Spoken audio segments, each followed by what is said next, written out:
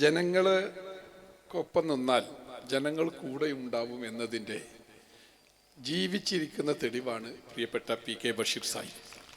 ഞാൻ ഈ ഡിവിഷനിൽ മത്സരിച്ചപ്പോൾ 2 പഞ്ചായത്ത് അദ്ദേഹം ഉൾക്കൊള്ളുന്ന പഞ്ചായത്തിലെ ജനപ്രതിനിധിയായി നിന്നപ്പോൾ ഓരോ സ്ഥലങ്ങളും അത്ഭുതപ്പെടുത്തുന്ന വികസനങ്ങൾ, ഞങ്ങൾക്കൊന്നും കാര്യമായി ബാക്കി വെക്കാതെ വികസനം തന്നെയാണ് ഓരോ രംഗത്തും അദ്ദേഹം കാഴ്ചവെച്ചത്. അതോടുകൂടി തന്നെ ജീവകാരുണ്യ മേഖലയിലും അദ്ദേഹത്തിൻ്റെ കാൽവെപ്പുണ്ട് എന്നുള്ളതാണ്. അദ്ദേഹത്തിൻ്റെ പിതാവിൻ്റെ പേരിലുള്ള ക്യാൻസർ ഹോസ്പിറ്റലും അതുപോലെ തന്നെ ഡയാലിസിസ് സെൻ്ററും ഒക്കെ അദ്ദേഹം തന്നെ മുൻകൈയ്യെടുത്തുകൊണ്ട് അദ്ദേഹം ഈ നിയോജകമണ്ഡലത്തിലേക്ക് ആക്കി മാറ്റി. ഞാൻ അത്ഭുതപ്പെടുന്നത്, അദ്ദേഹത്തിന് ഇന്ന് എവിടെ വേണമെങ്കിലും മത്സരിക്കാൻ പാർട്ടി സീറ്റ് കൊടുക്കാൻ തയ്യാറായിരുന്നു. പക്ഷെ ഒരു കാര്യം അദ്ദേഹം അടിവരയിട്ട് ആണയിട്ട് പറഞ്ഞു, എൻ്റെ ഏറനാട് വിട്ട് ഞാൻ എങ്ങോട്ടുമില്ല എന്ന് കൃത്യമായി അദ്ദേഹം പറഞ്ഞു. അതുകൊണ്ട് തന്നെയാണ് മറ്റെല്ലാം ഒഴിവാക്കി പ്രിയപ്പെട്ട ബഷീറിനെ അത് പ്രത്യേക ഒരു കാഴ്ചപ്പാടാണ് പാർട്ടിക്കുള്ളത്. ഉത്തരവാദിത്വം അങ്ങനെ തന്നെ ഏൽപ്പിച്ചു കൊടുക്കുകയാണ്. ഏറ്റവും പ്രധാനമായി പാർട്ടി ഒരു സംസ്ഥാന സർക്കാർ മറുഭാഗത്തുണ്ട്, 100 കണക്കിന് വീടുകൾ അവരേറ്റെടുക്കുമ്പോൾ മുസ്ലിം ലീഗ് ഒരു ഫണ്ടുണ്ടാക്കി.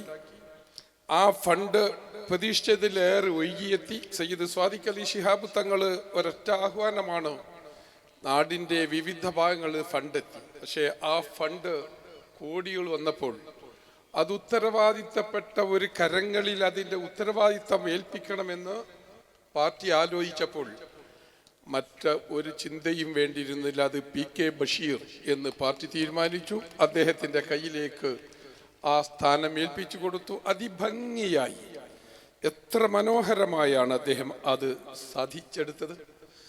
നിരന്തരമായ ആ പ്രവർത്തനം ഇദ്ദേഹത്തിൻ്റെ, അതാ ഞാൻ പറഞ്ഞത്, ഞങ്ങളെപ്പോലുള്ള പൊതുപ്രവർത്തകന്മാർക്ക് മാതൃകയാക്കേണ്ടുന്ന പ്രവർത്തനമാണ് അദ്ദേഹം നടത്തിക്കൊണ്ടിരിക്കുന്നത്.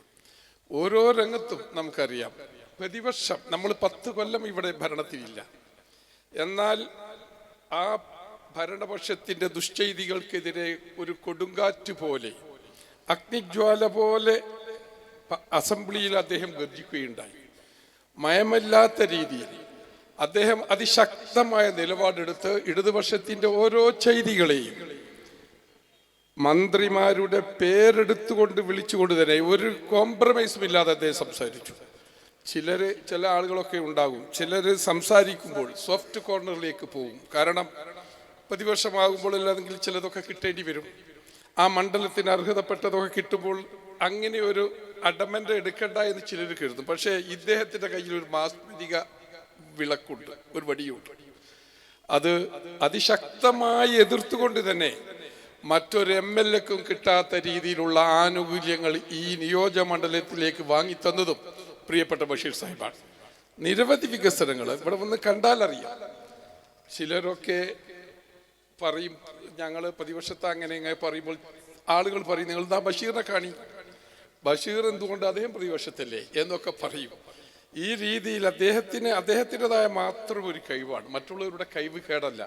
ഇദ്ദേഹത്തിൻ്റെ പ്രത്യേകമായ കഴിവ് കൊണ്ട് നേടിക്കൊണ്ടുവരുന്നതാണ് ഇതെല്ലാം.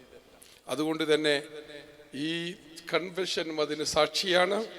കഴിഞ്ഞ കാലങ്ങളിൽ നിന്നൊക്കെ ഭിന്നമായി ഏറ്റവും വലിയൊരു ഭൂരിപക്ഷം പ്രിയപ്പെട്ട ബഷീർ സാഹിബിന് ഉണ്ടാവും. ഏറനാടിൻ്റെ മക്കള് അത് നൽകും. UDFും അതിശക്തമായി തന്നെ UDFും ഇതിൻ്റെ കൂടെയുണ്ട് എന്നത് സന്തോഷകരമാണ്. എല്ലാവിധ അഭിവാദ്യങ്ങളും നിർത്തുന്നു. ജയ് UDF.